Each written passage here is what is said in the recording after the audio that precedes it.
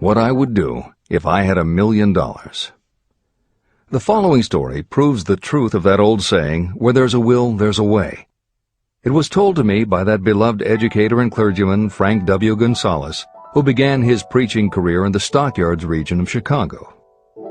While Dr. Gunsaulus was going through college, he observed many defects in our educational system, defects that he believed he could correct if he were the head of a college. He made up his mind to organize a new college in which he could carry out his ideas without being handicapped by orthodox methods of education. He needed $1 million to put the project across. Where was he to lay his hands on so large a sum of money? That was the question that absorbed most of this ambitious young preacher's thought, but he couldn't seem to make any progress. Every night, he took that thought to bed with him. He got up with it in the morning. He took it with him everywhere he went. He turned it over and over in his mind until it became a consuming obsession with him. Being a philosopher as well as a preacher, Dr. Gunsaulus recognized, as do all who succeed in life, that definiteness of purpose is the starting point from which one must begin. He recognized, too, that definiteness of purpose takes on life and power when backed by a burning desire to translate that purpose into its material equivalent. He knew all these great truths, yet he did not know where or how to lay his hands on $1 million. The normal thing would have been to give up and quit, saying, well, my idea's a good one, but I can't do anything with it because I can't raise the $1 million. That is exactly what the majority of people would have said, but it is not what Dr. Gunsaulus said. What he said, and what he did, are so important that I will now introduce him and let him speak for himself. One Saturday afternoon, I sat in my room thinking of ways and means of raising the money to carry out my plans.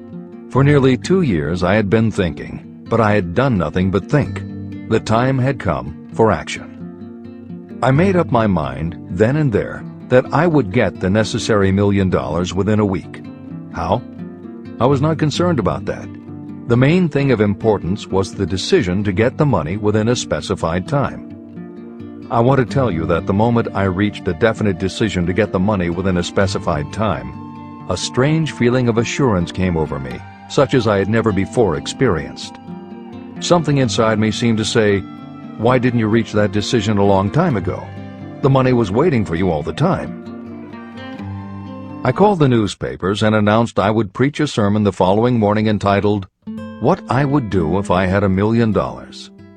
I went to work on the sermon immediately, but I must tell you frankly that the task was not difficult because I had been preparing that sermon for almost 2 years.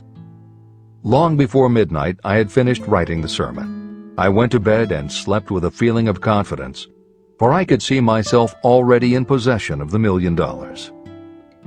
Next morning, I arose early, went into the bathroom, read the sermon, then knelt on my knees and asked that my sermon might come to the attention of someone who would supply the needed money. While I was praying, I again had that feeling of assurance that the money would be forthcoming.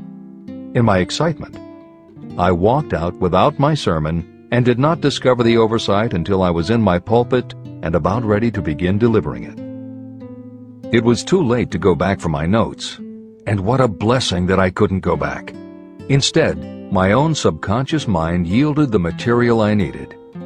When I arose to begin my sermon, I closed my eyes and spoke with all my heart and soul of my dreams. I not only talked to my audience, but I fancy I talked also to God. I told what I would do with $1 million if that amount were placed in my hands.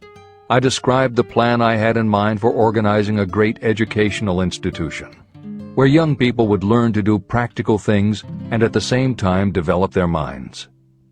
When I had finished and sat down, a man slowly arose from his seat, about 3 rows from the rear, and made his way toward the pulpit. I wondered what he was going to do. He came into the pulpit, extended his hand, and said, "Reverend, I liked your sermon. I believe you can do everything you said you would if you had $1 million. To prove that I believe in you and your sermon, if you will come to my office tomorrow morning, I will give you the $1 million. My name is Philip D. Armour." Young Gunsaulus went to Mr. Armour's office, and the $1 million was presented to him. With that money, he founded the Armour Institute of Technology. now known as Illinois Institute of Technology. The $1 million that launched the Armor Institute came as the result of an idea. Behind the idea was a desire that young Gunsaulus had been nursing in his mind for almost 2 years. Observe this important fact. He got the money within 36 hours after he reached a definite decision in his own mind to get it and decided upon a definite plan for getting it. There was nothing new or unique about young Gunsaulus vaguely thinking about $1 million and weakly hoping for it. Others have had similar thoughts. But there was something very unique and different about the decision he reached on that memorable Saturday, when he put vagueness into the background and definitely said, "I will get that money within a week." The principle through which Dr. Gunsaulus got his $1 million is still alive. It is available to you. This universal law is as workable today as it was when the young preacher made use of it so successfully.